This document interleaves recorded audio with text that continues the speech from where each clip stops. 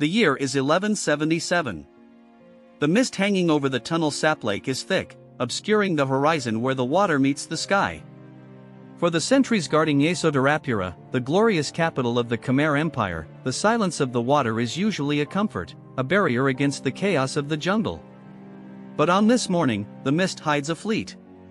Hundreds of war canoes, silent and low in the water, are cutting through the currents of the Mekong, guided by the Khams, the Khmer's ancient rivals from the coast of modern-day Vietnam.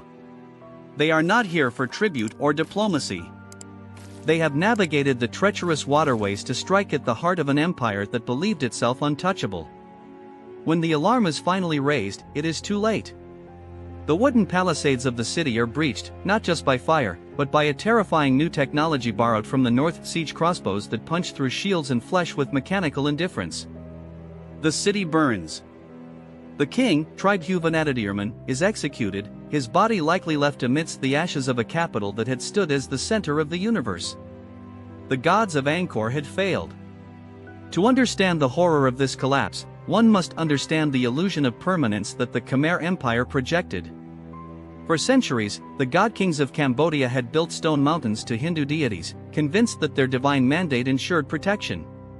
But the Khams brought a brutal reality check in the form of superior military technology and tactical surprise. They occupied the holy city for 4 years, a period of humiliation that shattered the Khmer psyche. The empire was not just defeated, it was decapitated. Into this vacuum stepped a man who should have been a footnote in history.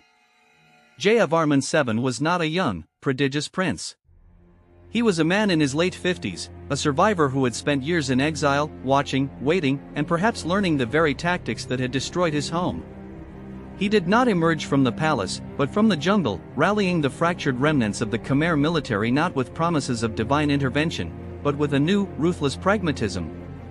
Jayavarman recognized that the old way of war, ritualistic, slow, and reliant on levies, was obsolete against an enemy equipped with Chinese-style military engineering. He began a total reformation of the Khmer war machine. He integrated a martial art known as Bak-Ader into the training of his troops. This was not a sport, it was a system of close-quarter slaughter designed for the battlefield, utilizing elbows, knees, and weapons to maim and kill with maximum efficiency. But his greatest innovation was the adaptation of the enemy's own technology. The Cham had used crossbows, Jayavarman mounted them on elephants. The ballista elephant became the tank of the 12th century jungle. These were not simple beasts of burden, but mobile artillery platforms, carrying double-bowed siege engines capable of firing iron-tipped bolts with enough kinetic energy to shatter fortification lines and pierce the thick hides of enemy war elephants. The climax of this war of vengeance occurred in 1181, back on the waters of the Tonle Sap. The bas-reliefs carved into the stone of the Bayon temple immortalize this moment with a grim, journalistic detachment. The carvings do not depict a clean, heroic duel, but a chaotic, claustrophobic nightmare. Khmer and Cham warships are locked together, grappling hooks pulling vessels gunwale to gunwale. The soldiers are not standing in formation, they are a tangled mass of limbs and blades. The carvings show men being thrown overboard, where the true horror of the battle awaited.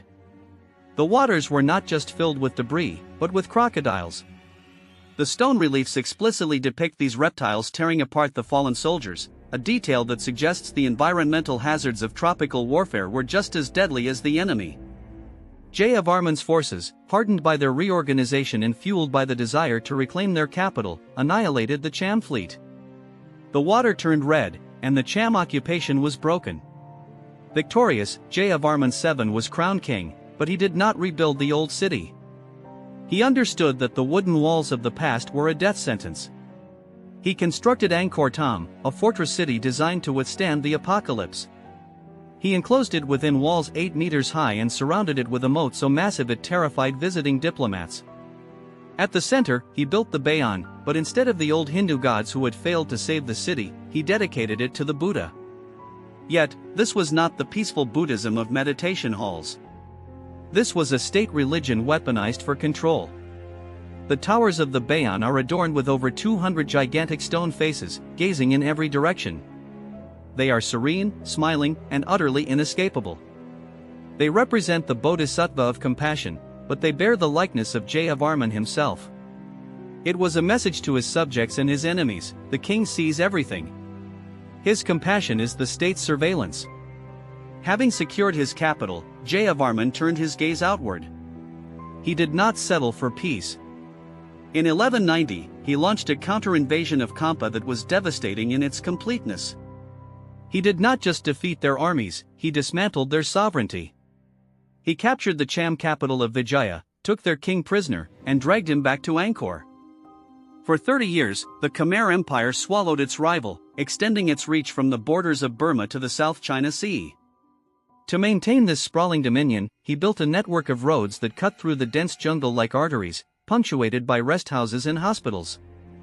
These hospitals were revolutionary, providing care for the population, but they also served a darker strategic purpose.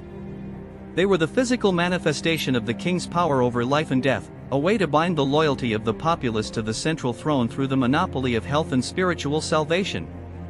Jayavarman VII ruled for nearly 40 years, dying in his 90s, a virtually impossible age for a monarch in an era of tropical disease and constant warfare. There is evidence suggesting he may have suffered from leprosy, a slow, disfiguring rot that stood in stark contrast to the golden empire he forged. When he finally died, the energy of the empire seemed to die with him. The massive construction projects ceased. The trees began to creep back toward the stone walls. The empire had been pushed to its absolute limit by his ambition, drained of men and resources to fuel his wars and his monuments. He left behind a civilization that was structurally magnificent but spiritually and physically exhausted. Today, when you look at the moss-covered face towers of the Bayon, you are not looking at a god who lives in the sky. You are looking at the face of a man who watched his world burn, learned the mechanics of slaughter from his destroyers, and built a stone cage so strong that even the jungle took centuries to break it.